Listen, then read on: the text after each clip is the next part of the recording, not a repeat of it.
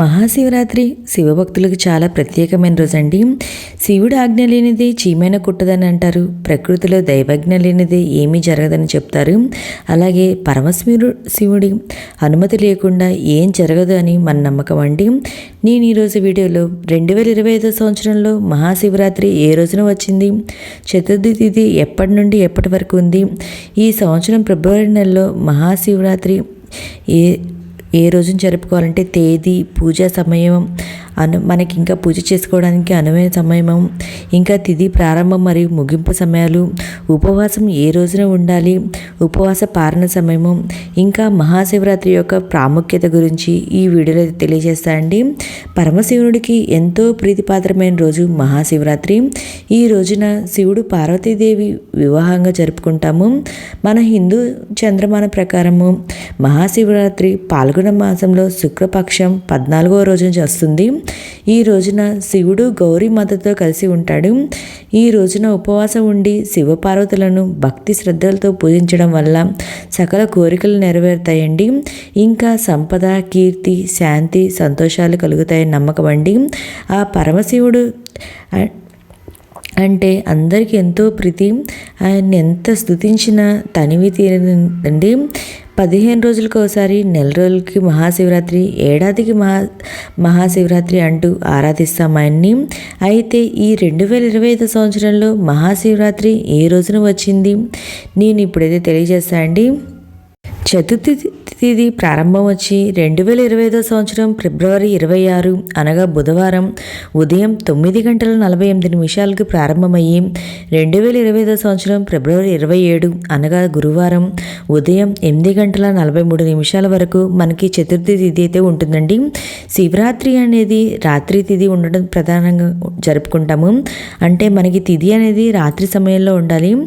శివరాత్రికి లింగోద్భవ సమయానికి చతుర్థి తిథి ఉండాలి.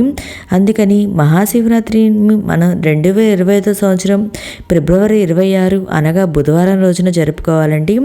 ఈ రోజునే ఉపవాస నియమాలు పాటించాలి. మహాశివునికి అభిషేకాలు అవన్నీ ఈ రోజునే పాటించాలండి. జాగారం అది కూడా ఈ 26వ తారీఖు అర్ధరాత్రి నిర్వహించుకోవాలి. జాగరణ అది కూడా శివరాత్రి రోజున నిశితకాలంలో శివుణ్ణి పూజించాలి. ఫిబ్రవరి 27న నిశితకాల పూజ సమయం వచ్చి అంటే అర్ధరాత్రి, అంటే 26వ తారీఖు అర్ధరాత్రి అండి. అంటే 27 వస్తుంది, 12 దాటితే కాబట్టి అర్ధరాత్రి 12:09 నుండి తర్వాత మధ్యాహ్నం 12:59 వరకు అండి.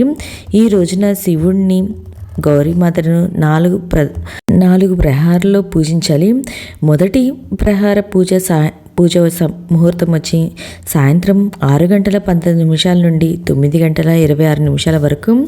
రెండవ ప్రహార పూజ ముహూర్తం వచ్చి రాత్రి 9:26 నుండి 12:34 వరకు. మూడవ ప్రహార పూజ ముహూర్తం వచ్చి రాత్రి 12:34 నుండి 3:41 వరకు. నాలుగవ ప్రహార పూజ ముహూర్తం వచ్చి ఉదయం 3:41 నుండి 6:48 వరకు అండి. ఇంకా ఈ సమయంలో మనం 4 ప్రహారాలుగా మనం ఈ పూజ అయితే చేసుకోవాలి.